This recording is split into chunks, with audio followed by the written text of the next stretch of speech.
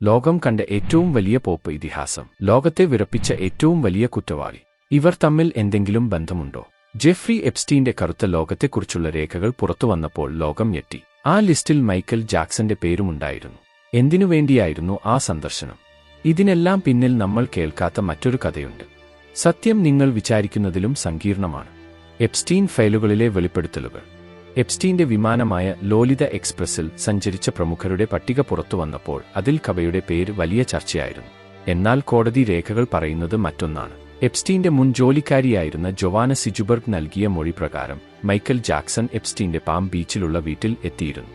എന്നാൽ അവൾ പറഞ്ഞ മറ്റൊരു കാര്യമുണ്ട്. അദ്ദേഹം അവിടെ ആരുമായും ലൈംഗിക ബന്ധത്തിൽ ഏർപ്പെട്ടിട്ടില്ല, കുട്ടികളെ ഉപദ്രവിച്ചതിന് തെളിവുകളുമില്ല. ആ ദുരൂഹമായ പാട്ട്. പലരും വിശ്വസിക്കുന്നത് മൈക്കൽ ജാക്സൺ ഈ ഇരുണ്ട ലോകത്തെക്കുറിച്ച് മുൻപേ സൂചന നൽകിയിരുന്നു എന്നാണ്. പ്രത്യേകിച്ച് അദ്ദേഹത്തിന്റെ മണി അല്ലെങ്കിൽ they don't care about us പോലുള്ള ഗാനങ്ങളിൽ വ്യവസ്ഥിതിക്കെതിരെയുള്ള പോരാട്ടം കാണാം.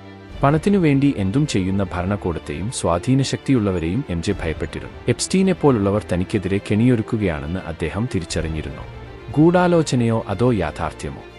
മൈക്കൽ ജാക്സനെ തകർക്കാൻ ഹോളിവുഡിലെ ചില ശക്തികൾ ശ്രമിച്ചിരുന്നതായി അദ്ദേഹത്തിന്റെ ആരാധകർ വിശ്വസിക്കുന്നു. എപ്സ്റ്റീന്റെ ലിസ്റ്റിൽ പേര് വന്നത് അദ്ദേഹത്തിന്റെ പ്രതിച്ഛായ നശിപ്പിക്കാനുള്ള ശ്രമമായിരുന്നു. എപ്സ്റ്റീൻ വലിയൊരു ബ്ലാക്ക് മെയിലിംഗ് നെറ്റ്വർക്ക് നടത്തിയിരുന്നു. എംജെ അവിടെ പോയത് തനിക്കു നേരെയുള്ള ഭീഷണികൾ അവസാനിപ്പിക്കാനാണോ? സത്യം ഇതാണ്. മൈക്കൽ ജാക്സൺ എപ്സ്റ്റീന്റെ വീട്ടിൽ പോയിട്ടുണ്ടാകാം, പക്ഷേ അദ്ദേഹം അവിടെ ഒരു കുറ്റവാളിയായിട്ടല്ല, മറിച്ച് പലപ്പോഴും ഈ സിസ്റ്റത്തിന്റെ ഇരയായിട്ടാണ് കാണപ്പെടുന്നത്.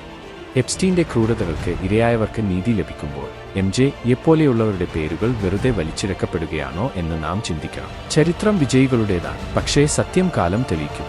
മൈക്കൽ ജാക്സനെ നിങ്ങൾ ഒരു വേട്ടക്കാരനായി കാണുന്നുണ്ടോ അതോ വേട്ടയാടപ്പെട്ടവനായിട്ടോ? നിങ്ങളുടെ അഭിപ്രായം താഴെ കമന്റ് ചെയ്യുക. ഇതുപോലത്തെ വീഡിയോസ് കാണാൻ താൽപ്പര്യം ഉള്ളവനാണെങ്കിൽ ഈ ചാനൽ മറക്കാതെ സബ്സ്ക്രൈബ് ചെയ്യുക. അടുത്ത വീഡിയോയിൽ കാണുന്നവരേക്കും ബൈ.